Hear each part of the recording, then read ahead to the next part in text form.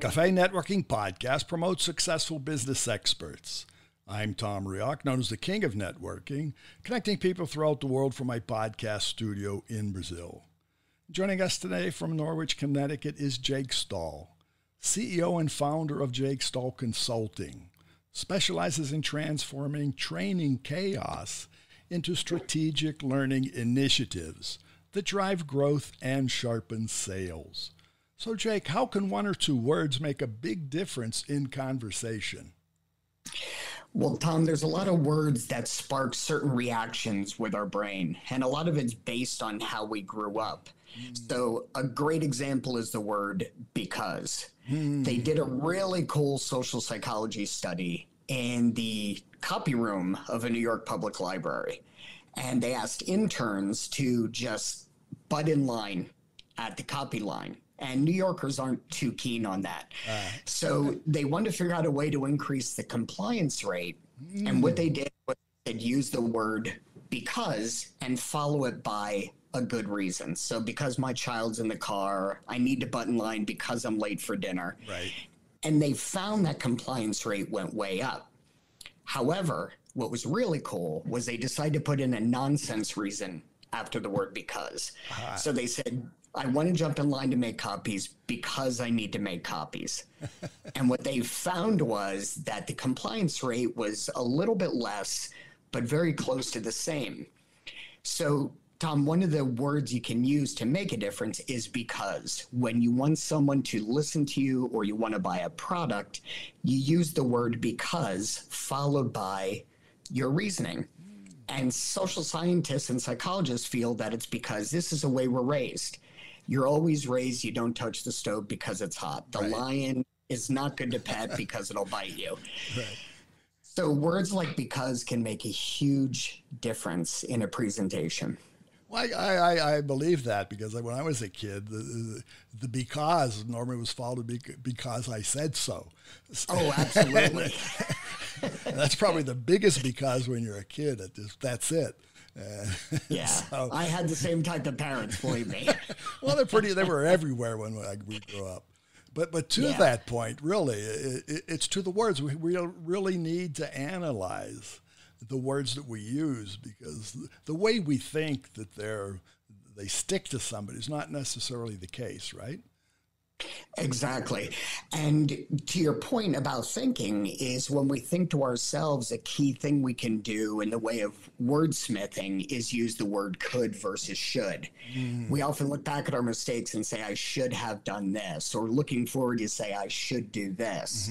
But what they found is if you switch that to could, it can actually open the horizons of your mind to thinking more creatively. So if something's not completely impossible and it is probable, you should be thinking in those terms. And they found the effects were amazing on people who were asked to creatively solve a problem in social psychology experiments. And I see on your Podmatch profile, you revolutionize sales through adaptive conversational blueprint. Right. Is that just mapping out what people should say?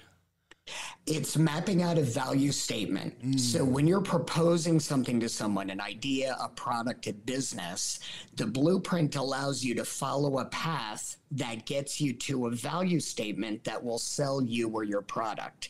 So it breaks down a value statement or a sales pitch into 6 different pieces. And if any of those pieces is missing, the chances are your pitch isn't going to be as effective. And then what you offer to your clients then is they should be obviously making the blueprint, but practicing before they start preaching.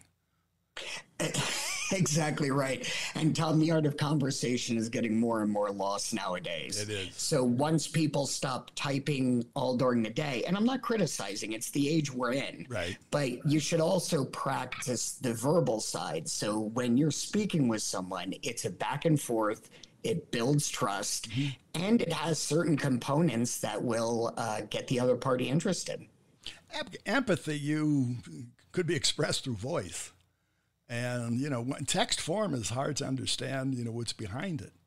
And sometimes that's a misconception of what we see may not be what was transmitted. Exactly right. And one thing I tell all my clients is you don't write your text, you don't write your email. The person reading it writes it in their head. They write it based on the mood they're in, they interpret it based on what they've experienced during the day.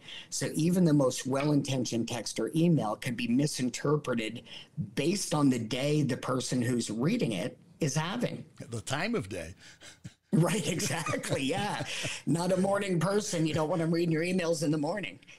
And that's true. Even what we're doing, this podcast is audio, and I believe the audio portion, because most people will consume this, if we may, listening.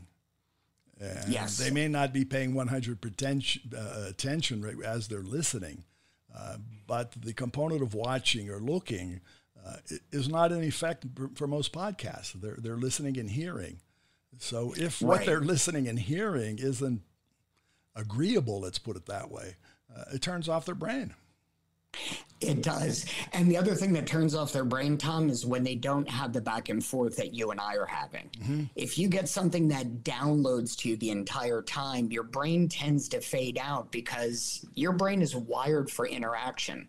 So to hear interactions, it's much more effective than, or can be more effective than hearing that download.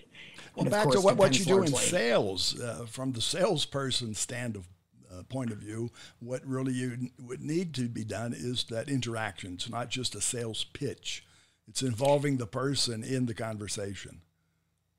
Yeah, and that's part of what I call the 2-10 rule, that for a maximum of every 2 minutes, you should be getting an interaction with your customer. And at the end of every 10 minutes, you should be summarizing what was just said so that you both stay in touch with each other and on the same page through the conversation. And it doesn't have to be 2 and 10 minutes religiously. It can be every 30 seconds and 2 minutes, or every 1 minute and 4 minutes. Right. But the important point is that cadence is more important than content, especially in the beginning. Because if you don't set up that cadence, the content won't matter. Well, Jake, I want to thank you for being here and sharing your expertise with our audience. How can our audience find you? You can find me on LinkedIn, Jake Stahl on LinkedIn, or you can find me at my website, jakestahlconsulting.com. Very good. Thanks again. My pleasure, Tom. I hope you have a great day. We will. And it's Jake Stahl, the first name Jake, the last name Stahl. Find him on LinkedIn and jakestahlconsulting.com. jakestahlconsulting.com. Cafe Networking is brought to us by Focus MI Market Intelligence, an agricultural market research specialist in Brazil. More information at focusmi.com. Talk to Tom, talk to the world. Thanks for listening. Until the next time here at Cafe and Networking Podcast.